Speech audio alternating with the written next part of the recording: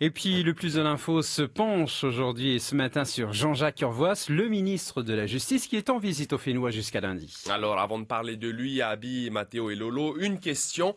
Est-ce que vous savez comment on appelle également le ministre de la Justice? Le garde des Sceaux. Ah, très bien, le garde des Sceaux, effectivement. Et avant Jean-Jacques Urvoas, S-C-E-A-U-X, hein, c'est pas le garde des Sceaux S-O-T, hein, c'est pas le garde des idiots, effectivement. Et avant Jean-Jacques Urvoas, est-ce que vous savez qui était la garde des Sceaux?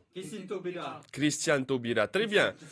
2 points chacun. Alors Jean-Jacques Urvoas est ministre de la Justice depuis le 27 janvier 2016. En fait, il a été nommé après que Taubira ait démissionné. Elle avait démissionné, rappelez-vous, à cause d'un profond désaccord politique avec le président Hollande qui portait principalement sur l'extension de la déchéance de nationalité.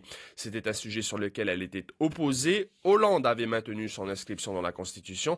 Elle avait donc décidé de quitter le gouvernement et de rester droite dans ses bottes. Depuis, Jean-Jacques Urvoas est devenu le premier magistrat de France et tout ce qui est relatif à la justice, il connaît bien puisqu'il a été entre 2012 et 2016 président de la commission des lois à l'Assemblée nationale. Sous son initiative, par exemple, les travaux de la commission sont rendus publics dès juillet 2012 et sont depuis consultables sur le site internet de l'Assemblée. Jean-Jacques Urvoas a aujourd'hui 57 ans et outre ses fonctions de ministre, il est également député du Finistère depuis 2007. Le Finistère, c'est un département qui fait partie de la région Bretagne. Urvoas en est actuellement à son 2e mandat. Jean-Jacques Urvoas est un Breton, un vrai. Il est né à Brest, il est député à Quimper et surtout il est favorable à la création d'une collectivité unique en Bretagne par la fusion de la région et de ses 4 départements. Vous savez ce qu'on dit des Bretons?